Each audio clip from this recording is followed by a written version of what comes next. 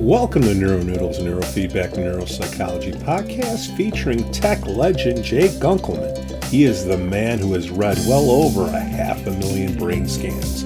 Our goal is to provide information and promote options for better mental health. The NeuroNoodle podcast is supported by listeners and businesses just like you, like our gold supporter Applied Neuroscience and our silver supporter Mind Media.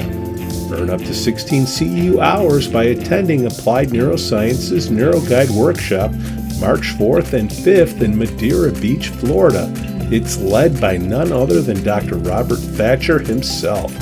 There are two ways you can attend, online or in person, with the link appliedneuroscience.com/attend-ng-workshops. Mind Media, get the latest EEG and neurofeedback technology from mindmedia.com. Their semi-dry sensor cap is a wonder to see, and their EEG amplifiers have been trusted in the field for decades. Their neurofeedback and QEEG courses will get you up to speed in no time. Visit mindmedia.com now. Jay Gunkelman. Howdy, howdy. What magic do you have for us? We're not up to M yet, you know. We might have some of the I already done. I might also include the internal carotid artery, Okay. which is obviously the crude term for it is jugular. So it kind of gets us to the J's as well as I. Mid to late 70s, I actually did carotid ultrasound testing. And it was at the era that the Doppler was only then added. So you could have done carotid ultrasound to look at the structure, but when you could put a Doppler probe in the image, you could actually see the flow. And it's important to look at the flow, not just the structure. You can have a upstream blockage beyond the carotid, so that there's actually no flow going. And when you actually see somebody with no flow on one carotid, it kind of makes you like go, oh my God, is this guy like stroking out on the table here, or what's the deal? But you know, our body has tremendous redundancy in our systems, and the internal carotid artery splits out into an entire arbor of vascular flow. But at the base of the brain, there's a system of connections that form what's called the circle of Willis. The circle of Willis ends up being a way for the carotid on one side to feed over to the other side. So there were some rare cases where I saw either total occlusion, where you look structurally and actually see that there's no opening left, that the plaque buildup ends up being so great that there's no opening to have flow through. And when you see that, that makes you kind of, take a deep breath also. But again, the person is doing okay. They're in because the doctor heard some sounds called bruits in their neck with a stethoscope, and they sent them in for testing. And in the testing, we see one side is entirely, occluded. And stenosis is a narrowing, occlusion is a blockage. And without the circle of Willis, we would be basically, if one side of your brain didn't get blood flow, that'd be it. That it'd be like having a stroke on that hemisphere. Although strokes are either clots or thrombosis, something floating up in, or a bleed, not an occlusion, but it would be stroke-like. You'd end up with one hemisphere basically not functional. We're built with redundancy. Whoever set it up in the original design had enough redundancy in things. So if you're missing parts, you kind of can still get along. Luckily, because I've got so many parts missing. I'm like some jammed chicken in parts missing like a chicken. So, I had some parts put back on, but I cut 4 fingers off and had them stuck back on. And that's my good hand. So luckily we have redundancy. Jay, if the clot breaks up or something, and you just happen to be doing an EEG, what would you see up there? If a clot flows up in and clogs. Now, that brings us, I think, to a kind of a little whiteboard time. You've got a heart, and it's going to take a second for me to get ink. There we are. We have a heart, fat heart. You got an aortic arch going down into the abdomen. Off of the aortic arch, you have a left brachial artery going out the left arm. You have a left carotid, and you have a right carotid, and then you have a right brachial. So let's say you have AFib or some clot or fungus or whatever breaks loose in it and it flows up. First exit off the freeway is the arm. That's not a stroke. The next exit off the freeway here is the left side, and there's no off ramp off. Once you go up the left side, you're either outside the brain or inside the brain. But if it's inside the brain, it's a stroke.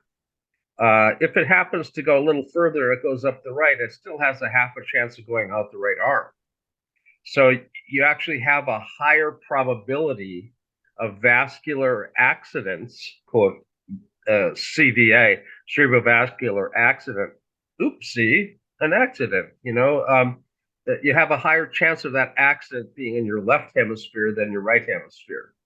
And the difference is not inside your head. The difference is inside your chest as to the probability. The other thing is that pressure. This is a direct shot up the left side. So the pulse pressure going into your left hemisphere is actually more than the pulse pressure going into your right hemisphere. The right hemisphere has a pressure offshoot out the arm. The left side does not. And pressure, hypertensive pressure, ends up creating hardening of the arteries as a response to try to handle the pressure. You got to get a thicker hose basically to hold the pressure. If you ever worked with hydraulic lines, you can't have a cheap hydraulic line. You're going to blow it. So you end up with a steel wrapped hydraulic line up the left side because of the pressure that it's received over the time. So vascular change also happens a little bit more left than right. So the internal carotid artery comes off of the offshoot here. This actually has one that goes outside the head, one that goes inside. So you have a extracranial and intracranial carotid artery. Anyway, that's some of the eye material, basically. I think we're probably to the J's at this point. Okay. Jackson, Heulings Jackson. He was a person who had epilepsy, but he was a neurologist, and he observed what was a seizure starting in the hand that progressed up the arm, and that was called a Jacksonian March. So a seizure that starts in one spot, a partial seizure that then generalizes, that's called a Jacksonian March. And they actually observed that if it starts in the hand and is progressing, if you rub on the arm and stimulate it, sometimes you can break off, stop the seizure event itself. But the Jacksonian March was a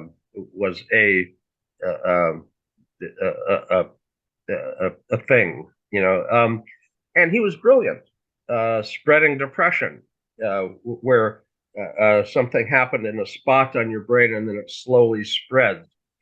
This is seen in migraine, for instance. Migraine, you have a little spot in your vision that's funny, and then it spreads very slowly, and the center where it starts comes back to normal, but the ring of the the spreading depression goes across your visual field slowly. And sometimes that's a flickering light, is called scintillating scotoma.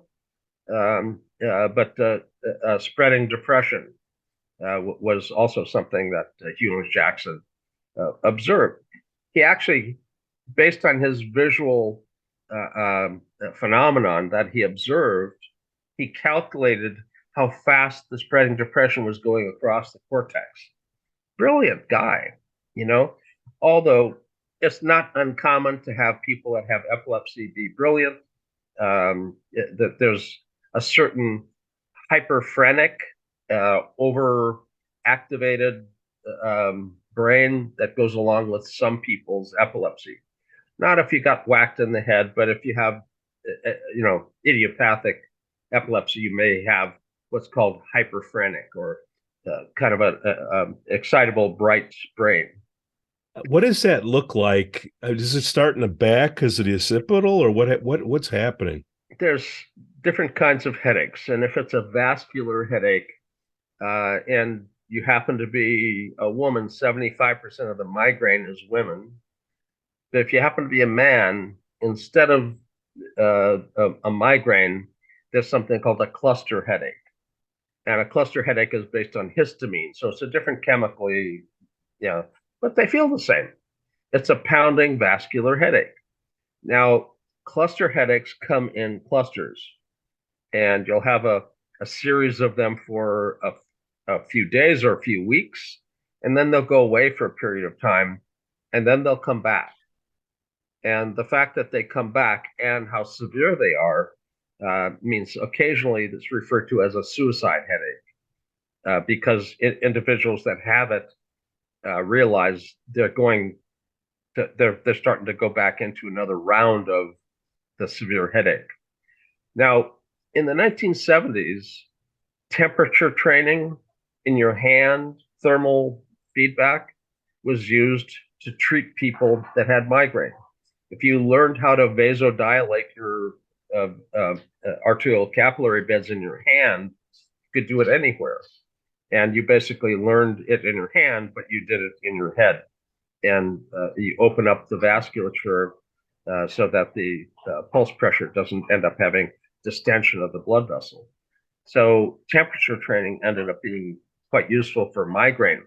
But at the time, the Diamond Headache Clinic, Dr. Diamond, he was a famous headache researcher and had his own famous headache clinic, made a statement that migraine was treatable, but cluster headache wasn't treatable.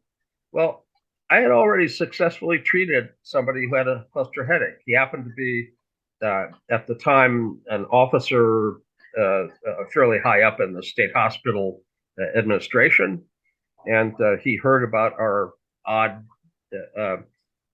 work with migraine because it was in the local newspaper. 1974, we got the headlines on the Jamestown Gazette above the fold. What year? 1974, and below the fold was Nixon, and the economy going into the tank and whatnot. So, it was interesting to be above the fold and Nixon below. So, but we had multiple pages had both pictures and stories about our work and the fact that we're working with migraine. Well, he came to us saying he had migraine, but when we interviewed him a little bit, we realized, this is a cluster headache, and he had a log of when they happened.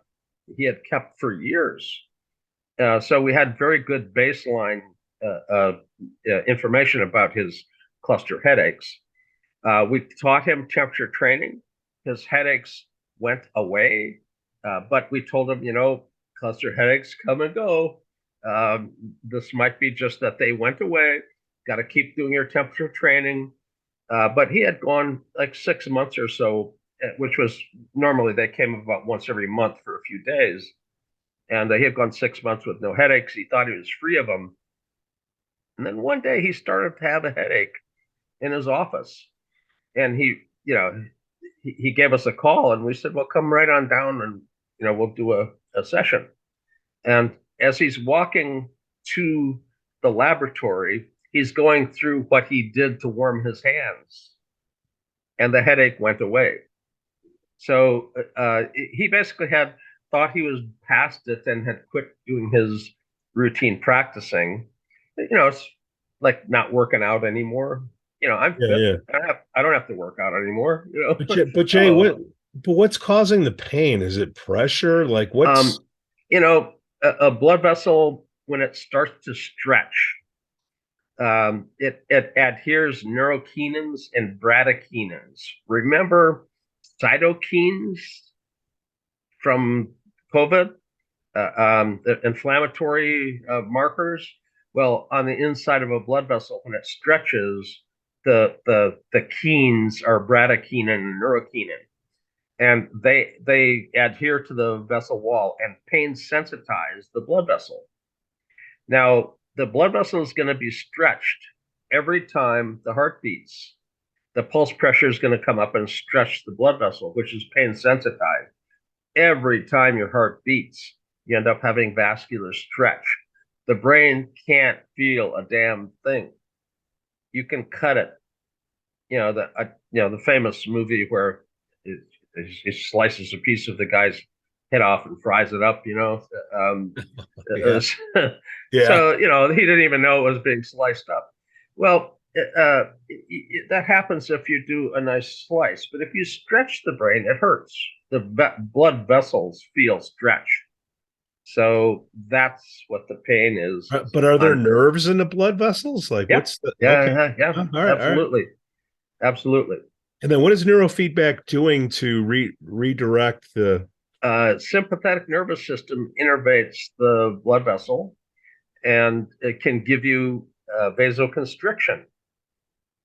And vasoconstriction at the arterial capillary bed leads to vasodilation going up to it. It's like kinking the hose. Remember when you were a kid, you used to kink the hose and the hose would kind of swell up?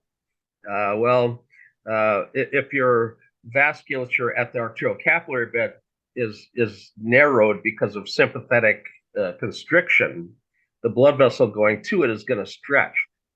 And that's when pain sensitization happens. You'll see all sorts of confusion. Oh, migraine is vasodilation. No, it isn't. It's vasoconstriction. They'll argue back and forth. They're both right about different parts of the system, but they'll argue anyway. That's the human nature. Yes, it is. No, it isn't. Yes, it is. No, it isn't. But how do you get to the grad school of pain, the migraine? Like what's happening that, and 75% are women, like what's with the brain anatomy of the females, all that?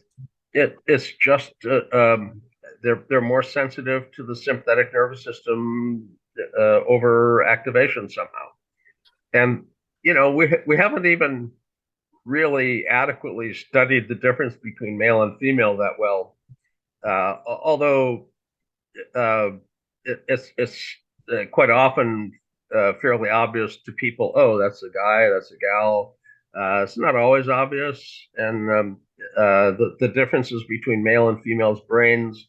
At one point, all the databases combined male and female. Now the Korean database kept male and female separate, and they find, oh, interesting, they're not at all the same. Previously, they looked at a few females and they said, oh, they're kind of similar. But if you've got a large database, it's going to take you twice as long to collect another large database, because you can't cut a database in half of it was male, half of it was female, and now you've got your separate databases. You still have to have the same number of people in order to describe an age range.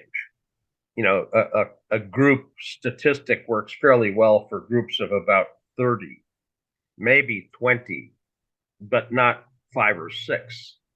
So the age range that you're in basically has to have a number of people in it in order for you to get a good statistical description of that age range.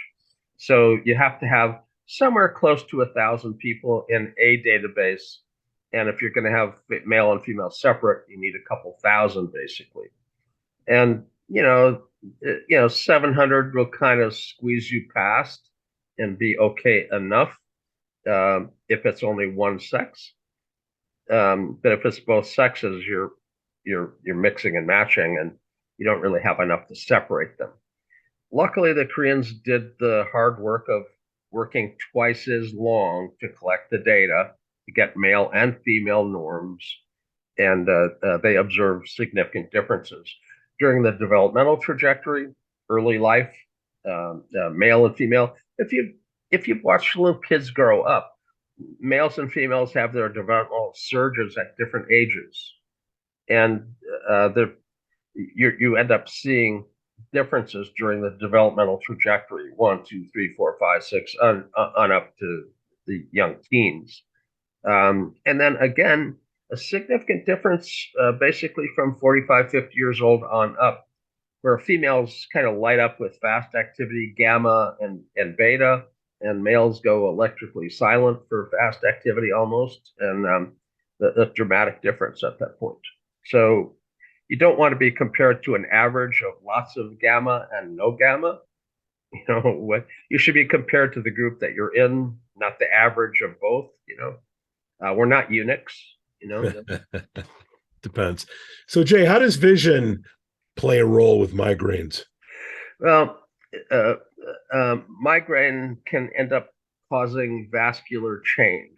And if the vascular change is happening in your visual cortex, you end up seeing these scotomas, little flashy lights, little shimmering patterns. And again, they'll start in one spot in your visual field and then they'll spread. Again, spreading depression, Heulings Jackson. There's another J out there this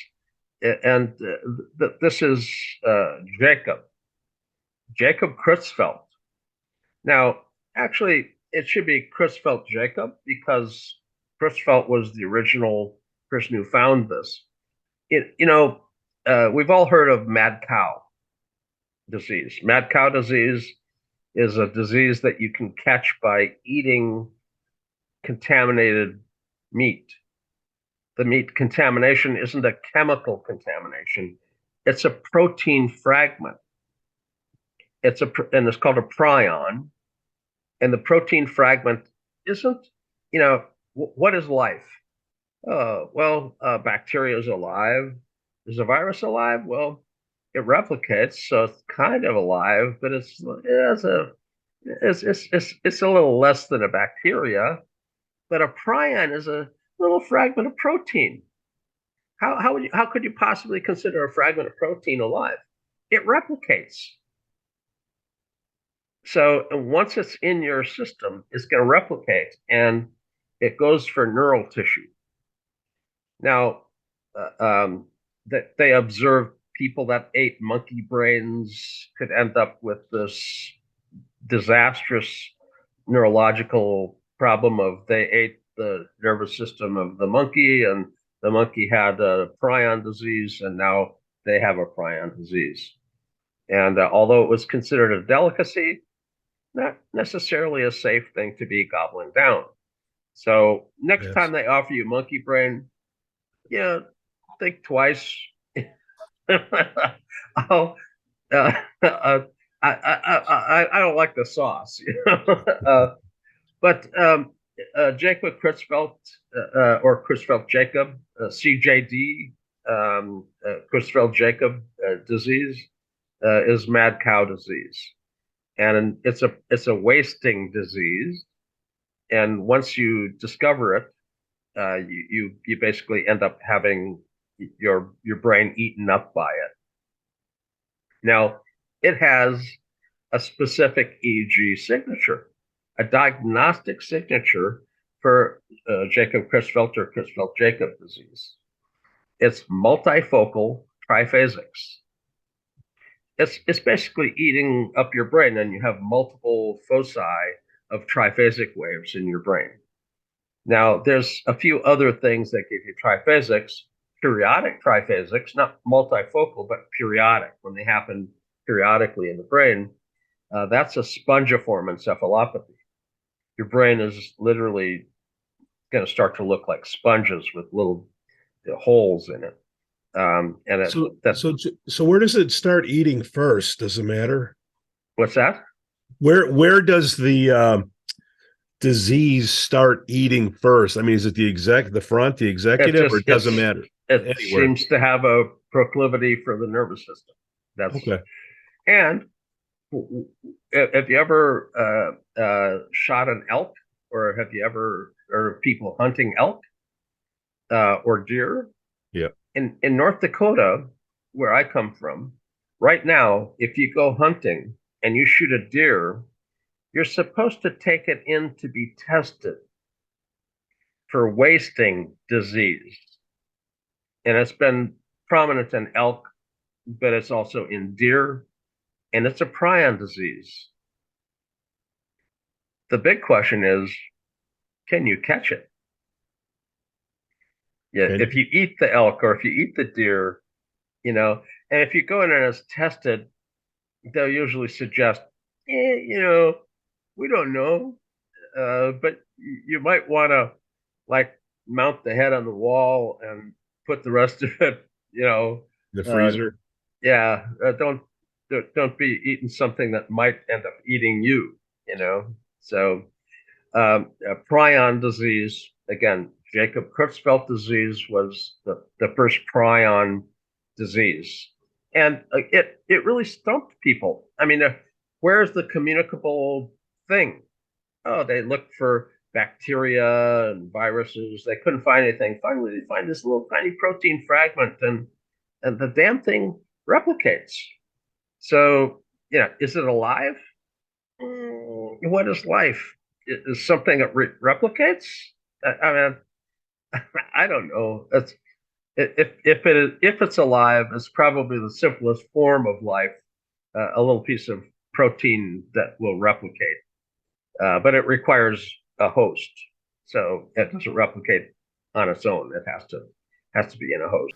Earn up to 16 CEU hours by attending Applied Neurosciences NeuroGuide Workshop March 4th and 5th in Madeira Beach, Florida.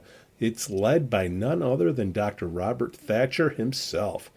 There are 2 ways you can attend, online or in person, with the link appliedneuroscience.com/attend-ng-workshops. That brings us to K. Okay. And K, I'd like to start out by just the letter K, K complex. If you fall asleep, you're going to go from awake to stage 1 to stage 2.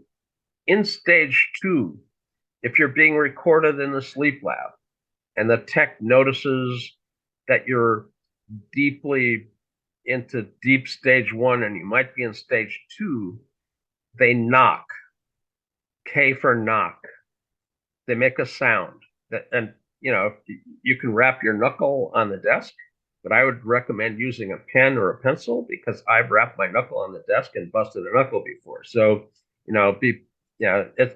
want to make a sharp, sudden sound, but use a pencil or a pen. You whack the side of the desk. That sudden sound will evoke a sharp wave at the vertex. It's called a vertex sharp wave. In a sleep lab, it's sharp. In an EEG lab, they don't use the same sweep speed, because in a sleep lab, if you used EEG sweep speed of 30 millimeters in a second, you'd end up with a knee-high pile of paper by the morning. And it's hard to carry around a stack of paper that's knee-high. So they slow down the sweep speed to 7.5 millimeters in a second, or 10, depending upon the lab. But it's a lot slower. So the wave in an EEG lab looks like that kind of a sharp pointed slow wave in the theta band or the delta band. And it's at the vertex, and it's basically your brain's reaction to a sound. Now, you might think a sound gives you something at the vertex. what the hell is Jay talking about? I mean, this is crazy. Here's the midline of the brain. We have the frontal lobe coming across and dipping into the sylvian fissure. This is terrible art. But on the side here, inside the fissure, this is your auditory cortex. But it's not pointing out, it's actually on the inside of this, and it's pointing this way. So auditory cortex, the P100 wave, the 100 milliseconds after you hear a sound, the first arrival at the cortex at about 100 milliseconds is seen at CZ, the top of the head, not in the temporal area.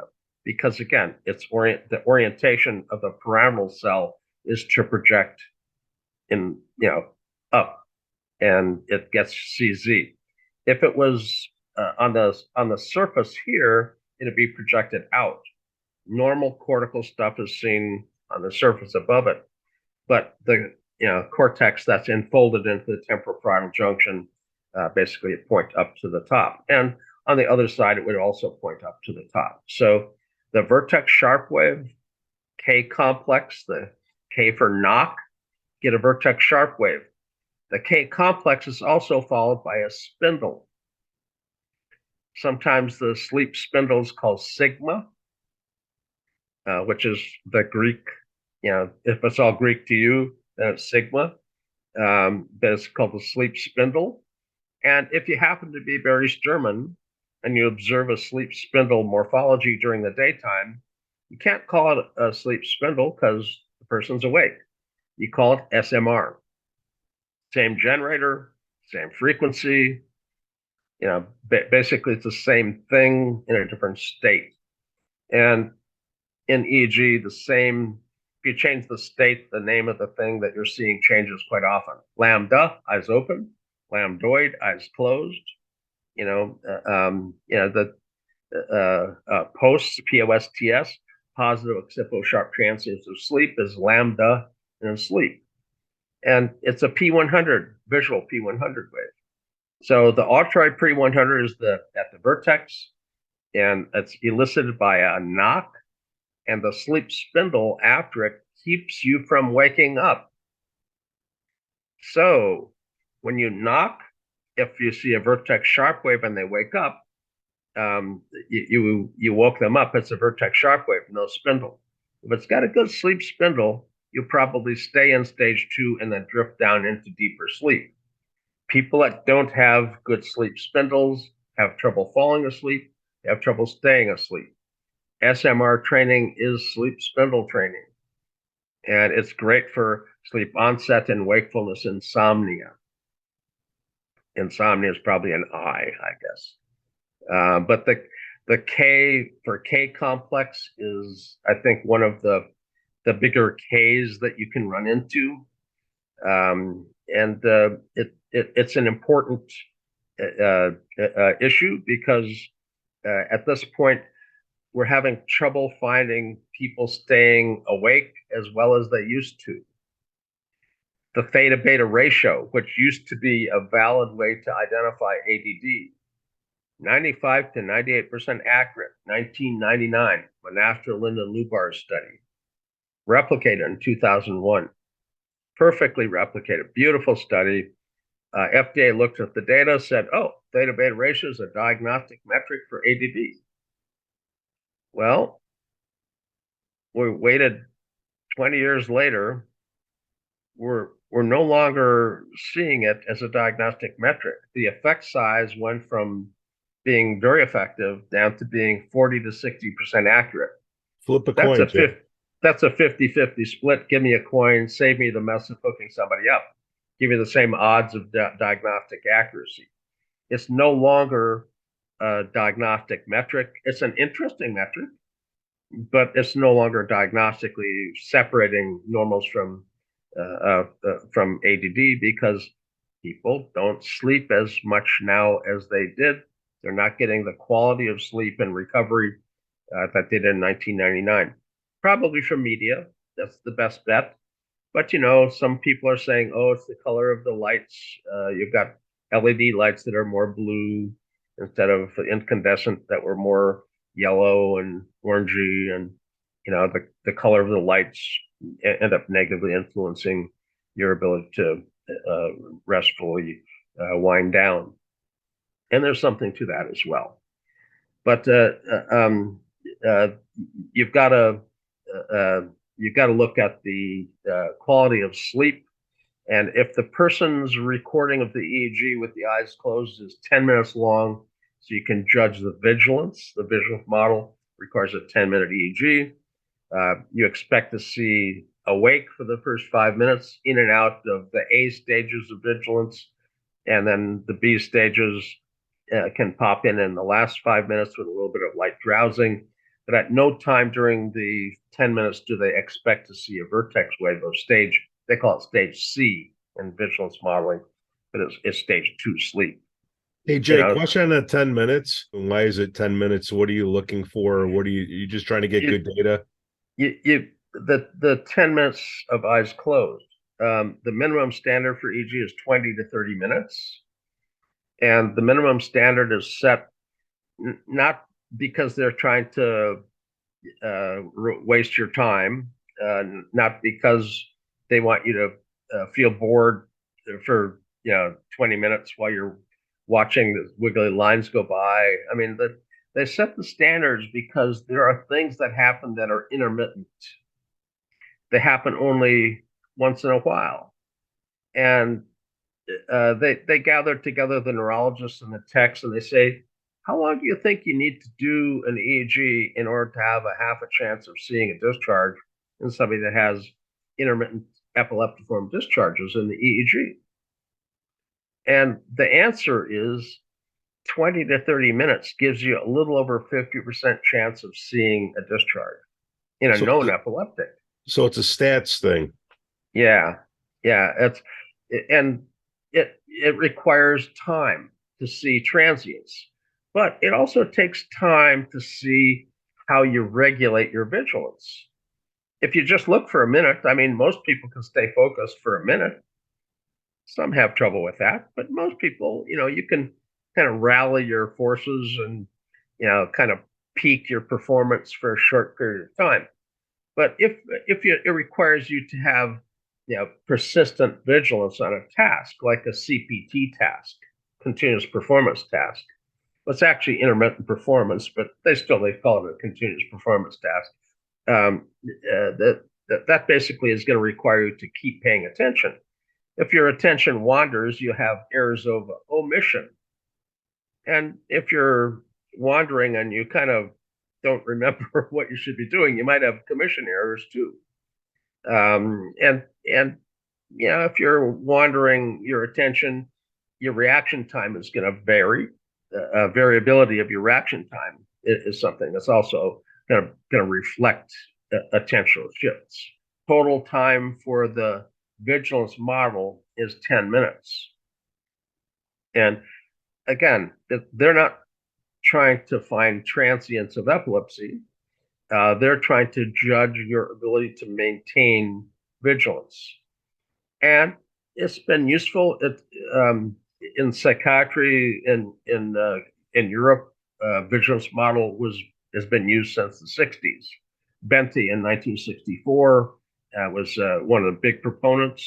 It spun off of Henry Head way long ago, but Benty brought it back up as vigilance, basically. And more recently, fairly recently retired Gerald Ulrich, who wrote the book on theoretical interpretation of the EEG using the vigilance model. And a brilliant, classically educated European academic. His writing actually shows that. You can tell he's got a classical education. So K. So K complex, again, for sleep. And it kind of brings in a few other things like Sturman's work on SMR for sleep spindle and all of that. But K also is Kappa. Now, we've got so damn many Greek names for funny things in the EEG that, you know, everybody that saw something wanted to name it. Some of them wanted to stick their own name on it, you know, which is a terrible thing. It's one of my pet peeves. Yeah, if you have a name like Wernicke, what the hell are you doing sticking it on the brain? You know, so somebody's got to remember your damn last name for a spot in the brain, which would have a normal physiological, appropriate name for the same spot. But no, you got to stick Wernicke on it, like you climbed Everest and stuck a flag on top of your name on it. You know, it's a silly thing, but it's been classical in anatomy. People stick their name on things. Kind of a pet peeve, shall I say? So I'll let it be at that. My rant is coming to an end here for a moment. But Kappa is one of those, Greek names for something that's pretty much already got a name. Alpha in the temporal lobe. Might be a little slow, but still alpha in the temporal lobe. Why call it Kappa? Oh, to complexify it. Oh, well, that's a good reason. EEG always makes things more complex. Same thing, different state, different name. Another state, even a different name. So alpha in a different location in the back of your head is now called Kappa in the temporal area. So we see funny names, more Greek names tacked on. I would suggest that you can call it alpha in the temporal lobe and not have to remember Kappa necessarily. But if you're going to take EEG exams at a high level, you might want to know all of the Greek alphabet because half of them are in there somewhere. And Kappa is one of them. L, Lambda, another Greek name. Lambda is a visual P100, an event-related potential. When something, Lambda is a visual scanning event. It's not a rhythm, it's an event. If your eyes focus on an image, it creates a visual event-related potential. The P100 wave, when vision arrives at the back of your head, is a lambda wave when you're looking at the EEG. Now, lambda is seen as a normal variant. It's not an abnormal thing. And again, it's not a rhythm. It's an event, a P100 event, event-related potential. But it's seen sometimes in an excessive way in PTSD and anxiety when somebody's visually hypervigilant. You tell them, sit there, stare at the wall, relax, and they're visually dissecting their outside world.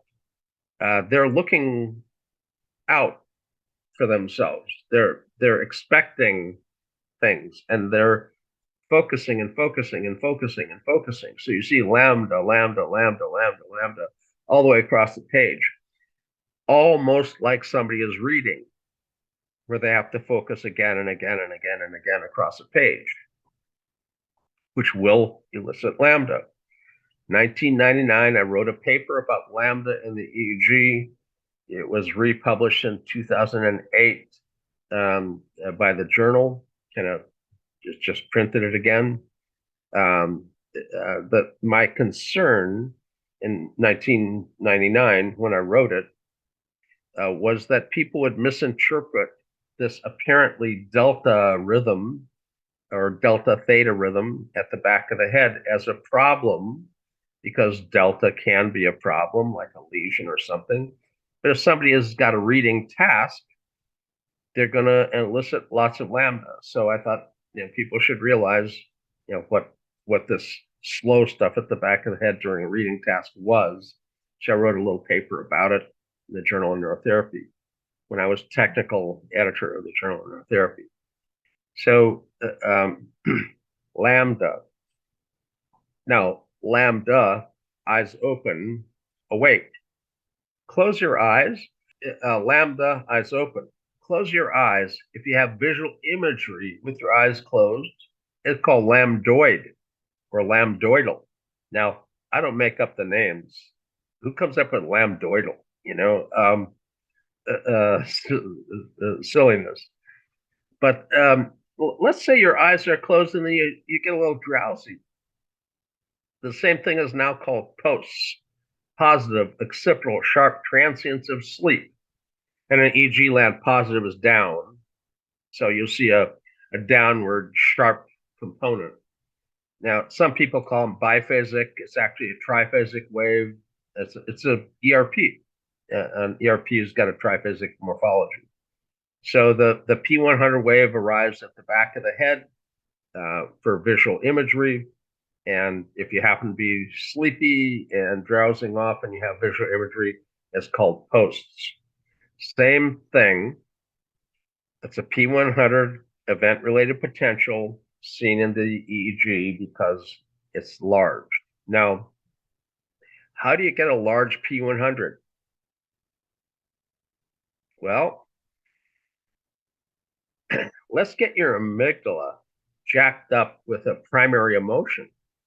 It changes the thalamic gating, making the arrival of the visual stimulus early and large. And that's when we see it really well, when they're very large. If it's a small lambda wave, it's hard to kind of tease it out from the ongoing background alpha if your eyes are closed. So lambdoid stuff would be very difficult. But again, if you've got primary emotion jacked up, you get a large P100. And eyes open, eyes closed, it's still enlarged. And that basic mechanism is essentially a way to speed up perception. And it was probably adaptive at caveman era. If you're a little bit anxious, you got a little bit of fear, a little bit of anxiety, you're going to have quicker perception. You're going to see things more quickly. You're going to react more quickly. The visual image arrives in the cortex earlier, so you can respond more quickly. And, this probably was adaptive in some fashion. But, we probably had something to be afraid of. Now you have the image or thought of, or, the tea bag of emotion has been dipped in and that's it. You now have a jacked up, fast arrival, large arrival that we can see. So PTSD and anxiety, you can expect to see a gigantic lambda at the back of the head. And again, because of the amygdala's influence on thalamic gating, it opens up the thalamic gates, so all sensory information goes through more quickly. And then next to the amygdala is the hippocampus, so it records that. So the memory of it is in the hippocampus, and it's also the amygdala is involved in stopping. There's an event-related potential task called a go-no-go stop task, and you get a sign to ignore. That's a no-go. You get a sign for a go, and you're already ready to hit the button, and they flash up a stop sign. Well, the amygdala is, especially on the right side, is responsible for inhibition and stopping. So the amygdala on the right side communicates with the insula on the right side, which is the salience network. And so when the stop sign pops up, the amygdala catches it, and you basically have the insula and the operculum on the right side, the frontal lobe inhibition, the ability to gate or stop emotions or behaviors. So behavioral expression, or emotional expression can be stopped by that. So the amygdala on the right side and the insula on the right side, and again, the lateral frontal area that kind of lays over top of the insula, that network is basically responsible for affective gating and impulse control. And you end up seeing disturbances in that in people who have difficulty perceiving social context and things. L for lateralization. We have generally language function, L, language, lateralization, left hemisphere. But not everybody has their language on their left hemisphere. There are some left-handers, only about 10% of the left-handers, but about 10% of the people that are left-hand dominant end up having a hemispheric reversal. So their emotional hemisphere is on the left and their language hemisphere is on the right. And how do you know? Well, there's something called the WADA test, W-A-D-A. The WADA test injects into your carotid artery on the left side a benzodiazepine, Ativan, or Valium. It used to be Valium, but Ativan's common now. And if you lose language function real quickly, that's your language hemisphere. Now, if you wait, it'll numb other things out because of the circle of Willis. Remember, we said this, that the two hemispheres do communicate. But if you inject it on the left side and you suddenly lose language, that was your language hemisphere. If it takes a while, if you're still talking to the guy who did the injection shortly afterwards, they know your hemisphere has reversed and it's on the right side. The gold standard for identification of hemispheric reversal is the WADA test. Some people use thermal imaging. Now, thermal imaging is okay on somebody like me where you got a lot of skin, because hair gets in the way of seeing the temperature.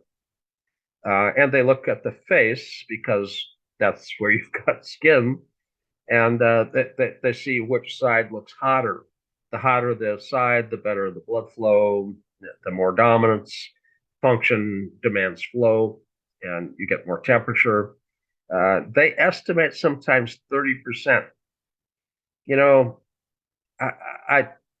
I think that the WADA test, which finds 10%, is a really hard to argue with. I mean, temperature on your skin on the forehead doesn't necessarily indicate which hemisphere is language. The WADA test, I think, is the gold standard. The 30% is, I think, an overestimate. Now, there are some things that predict the lateralization a little bit more. Left-handers that have a strong family history of left-handedness, and when they write, they curl. If they hook their hand all the way around and kind of pull it across the page, that's pulling instead of pushing. And most people that write basically have the pencil sticking out, and they don't hook their hand all the way around. So the left-handers that hook their hand all the way around and have a strong family history of left-handedness have a higher probability of a reversal than somebody who happens to be left-handed, but they don't have any history of any left-handedness in the family, and they write by holding the pencil like normal people hold the pencil. This is just what I've seen in the corporate boardroom for like 20 years. CEOs, CFOs, the C-levels, they all do that. Not all, but I mean, a good majority, you see them left-handed. They're jerks, and no sensitivity, but they do write like that. So I've seen it. Well, not everybody that has a hooked writing ends up being a reversal, but again, it's a factor. If you're looking to predict whether there's actually a reversal or not with a left-hander, check the family history. I mean, not everybody's going to be able to do a WADA test. First of all, are you licensed to do an injection? I'm a psychologist or I'm a counselor. Well, I'm sorry, you don't, unless you're a phlebotomist or an MD, sticking somebody with a needle is going to get you in trouble. Acupuncture needles aside, I mean, that's a separate licensure. But if you're going to do an injection into a carotid, you better have a license for it, and nobody wants to be stuck by a rookie, So if you've ever had a phlebotomist that was kind of not confident, hunt and peck for an artery is not a good way to end up with an injection. So anyway, I think we've gone through a few of the letters of the alphabet. Jay Gunkelman, lateralization, and lambda. There's probably other L's in there. I'll catch you another time around. You got it. Yeah, next Bye-bye. week. The NeuroNoodle podcast is supported by listeners and businesses just like you, like our gold supporter, Applied Neuroscience, and our silver supporter, Mind Media. Earn up to 16 CEU hours by attending Applied Neuroscience's NeuroGuide Workshop March 4th and 5th in Madeira Beach, Florida. It's led by none other than Dr. Robert Thatcher himself. There are 2 ways you can attend, online or in person, with the link appliedneuroscience.com/attend-ng-workshops. Mind Media, get the latest EEG and neurofeedback technology from mindmedia.com. Their semi-dry sensor cap is a wonder to see, and their EEG amplifiers have been trusted in the field for decades. Their neurofeedback and QEEG courses will get you up to speed in no time. Visit mindmedia.com now.